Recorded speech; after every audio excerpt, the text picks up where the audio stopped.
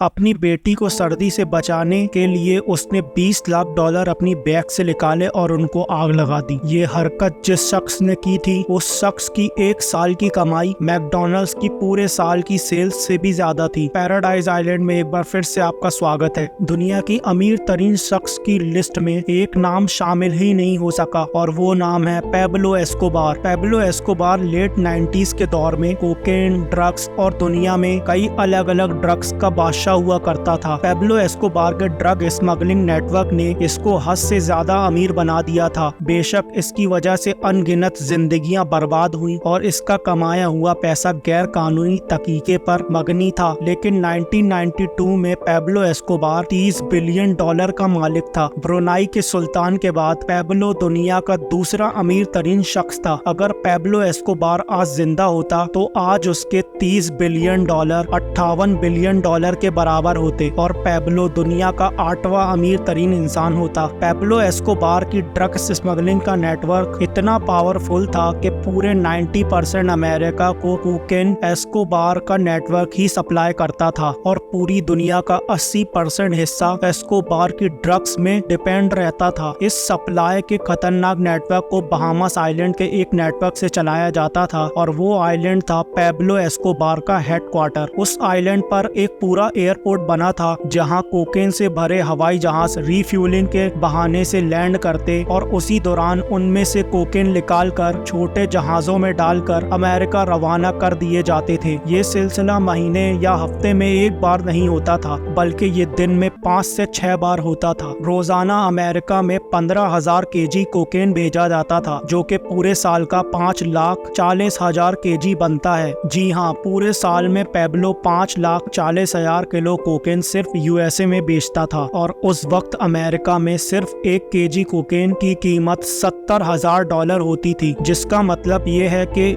एक साल में एस्कोबार $378 बिलियन की कोकेन सिर्फ अमेरिका में सेल करता था और ये पूरे 16 साल तक चलता रहा। इन्वेस्टिगेटर्स का मानना था कि जो कोकेन पैब्लो $70,000 की बेचता था वो एस्कोबार को सिर्फ $5,000 की पड़ती थी। पैब्लो एस्कोबार पायलट्स को सिर्फ एक फ्लाइट का $5 लाख देता था। इसके अलावा रिश्वतें देने के बाद भी एस्कोबार को सिर्फ एक दिन का $60 मिलियन ही बचता था, जो कि साल $22 बिलियन बनते हैं। इन पैसों के ज्यादा होने का अंदाजा ऐसे लगाया जा सकता है कि मैकडॉनल्ड्स ने साल 2019 में $21 बिलियन की सेल की और पैब्लो एस्कोबार का 1980s में एक साल का प्रॉफिट $22 बिलियन था, यानी मैकडॉनल्ड्स की दुनिया भर की सेल से भी ज्यादा। और जाहिर है कि ये सारा पैसा पैब्लो एस्कोबार हार्ड कैश की सूरत में रखता था। उन पैसों की गड्डियां बनाने के लिए रोजाना $1,000 के रबर बैंड आते थे। जी हाँ, $1,000 के सिर्फ रबर बैंड, यानी महीने के $30,000 और साल के $3,65,000 के सिर्फ रबर बैंड। याद रहे कि American ex president Donald Trump की पूरे साल की सैलरी पैब्लो एस्कोबार के पैसों में लगे रबर बैंड की कीमत जितनी है। जाहिर है कि इतने ज्यादा पैसे पैब्लो बैंक में तो रखने से रहा, तो इन पैसों की स्टोरेज के लिए इस आइलैंड में बहुत बड़े बड़े गोडाउन होते थे, जिनमें ड्रम के अंदर कैश स्टोरेज किया जाता था। स्टोर किए गए इन पैसों का 10% सालाना या तो चूहे खा जाते थे या फिर पानी की वजह से गल सड़ जाते थे। ये माना जाता है कि पैब्लो एस्कोबार रोजाना इतना कैश गिन नहीं सकता था, तो पैसों को वजन करके पैसे गिने जाते थे और वजन करके ही उसकी गड्डियां बनाई जाती थी। एक वक्त पर पैब्लो एस्कोबार ने पुलिस से बचने के लिए मेडलैंड के पहाड़ों पर अपने बच्चों समेत पनाह ले रखी थी। उस वक्त उसकी बेटी को सर्दी लग गई। पैब्लो के पास उस वक्त गर्मी पैदा करने का कोई रास्ता नहीं था, तो उसने अपने बैग से $2 बिलियन कैश निकालकर उसको आग लगा दी। जी हाँ, पूरे $20 लाख। ये बात पैब्लो के मरने के बाद उसके बेटे ने एक मीडिया इंटरव्यू में बयान की थी। और जैसा कि इस खतरनाक जिंदगी का भी अंत खतरनाक होता है, 1993 में पैब्लो एक पुलिस एनकाउंटर में मारा गया। पैब्लो के किस्से पूरी दुनिया में एक मिसाल बनकर रह गए हैं कि इंसान कितना भी अमीर हो जाए, उसको सारी दौलत इसी दुनिया में छोड़कर जानी है।